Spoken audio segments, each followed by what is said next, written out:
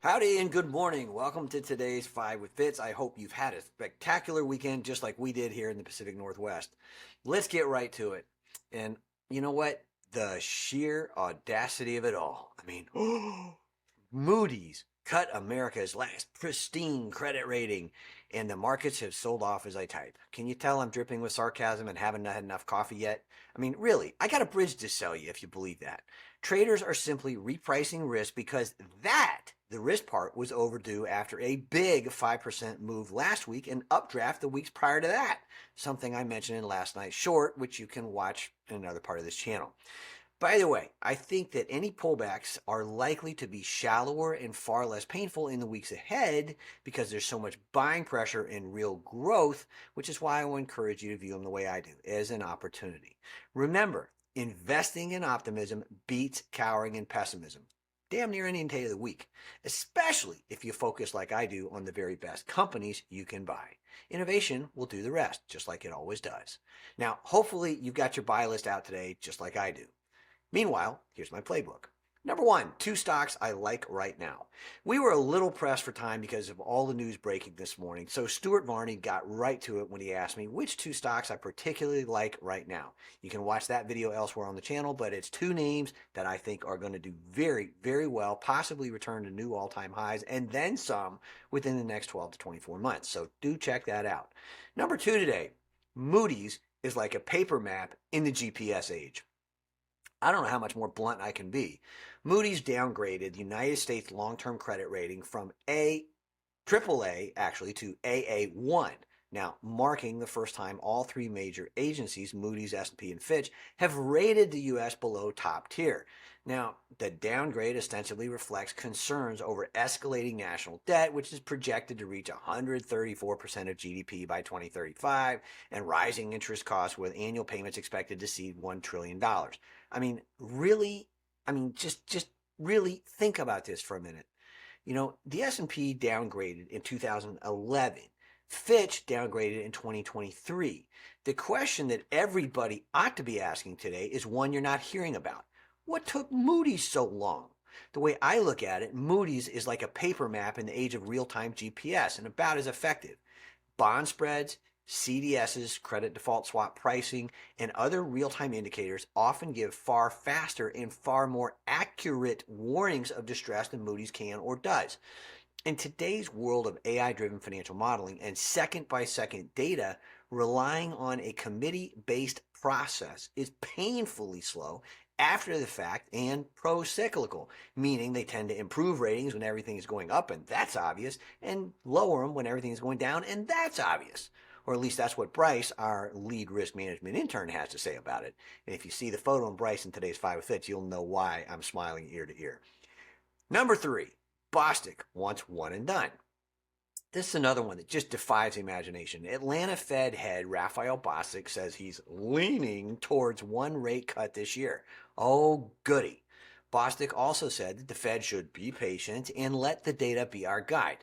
In Fed speak, that means we're still driving forward while staring into the rearview mirror. Meanwhile, consumer credit's blowing out, CREs are cracking, small businesses are getting starved. But hey, if you're the Fed, let's wait until something really breaks, like, I don't know, the economy? Really, the Fed doesn't have a proactive bone in its body and has already caused the next 3 crises, in my humble opinion. So why we continue to fawn all over them makes no sense in the world to me. My investing tip in this area is very simple and it's one you never want to forget. Central banks never lead. They always follow, and badly at that. Now, trade idea, if you're into this kind of thing, TLT may be interesting on any weakness, especially if we get a CPI or PCE miss. Rates are a coiled spring. Timing's tricky, as always, but a big move down is coming, and the markets are likely to force that, in my humble opinion, long before Bostic and Team Fed makes up their mind. Or the other thing you can do is simply buy world-class stocks and companies like we talk about frequently that are being put on sale. Why? Because real growth has a funny way of producing real profits. No Fed follies needed. And I'll be here if you need me or would find my perspective helpful. Number 4 today, Bath & Body Works. Are we getting the fix or the flash? Now, Bath & Body Works just swapped CEOs again, making this their second leadership reboot in under 3 years. This time it's Daniel Heaf, fresh from Nike, where he led transformation. Now, That's interesting because he's no doubt a super smart guy with digital chops and global scale creds. But what gives me pause here is that Nike's turnaround is still limping along. So transformation, really? It begs the question in my mind, is BBWI, the ticker, getting the fixer or the flash? Now, not to be too harsh, but remember what they sell. Feel good, nice to have stuff. Great margins when times are good, but it's very tough to move body butter and bath salts when folks are budgeting for gasoline and groceries. The investing tip here is, something we talk about a lot. When your product's a want, not a need, leadership better be airtight and dang effective. Meanwhile, put skis otherwise sure to avoid. And 5, today, Costco shoppers have got gold fever. Should you?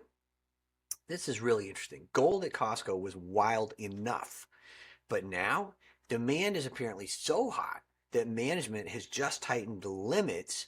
What started as 5 bars per day is now down to 2 per 24 hours. Same Lady Fortuna and Rand Refinery 1-ounce bars. That's not a shortage, folks. That's speculative froth, front and center. And you put it another way, when your neighbor's stacking bullion next to bulk pretzels and 3-gallon mayo tubs, you might want to check the temperature. It reminds me of tulips, tech stocks in 2000, crypto in 2021, and NFTs of rocks. Now, could gold run higher? Sure, absolutely no question about it. As Keynes sort of said, markets can remain irrational longer than you can remain solvent. Meanwhile, I'm personally going to be thinking about hedges and GLD puts, GDX trims, or rotating into cash, favoring cash flowing hard assets. Fever breaks faster than you can spell T-O-P. My investing tip in this one is, super simple. When gold's on your Costco list, I submit the trade is getting a little crowded. You'll know the end is near when they start accepting gold bars for hot dogs and pizza. And I'm joking, of course, but just. Anyway, today's bottom line is this. Success in the markets comes from 3 things. Number 1, being different and having perspectives that others don't. Number 2, asking questions others won't. And number 3, taking intelligent risks that hold others back. Now, as always, let's make this a great day and, of course, start the week strong. You got this, I promise, and I will see you tomorrow. Thanks for watching.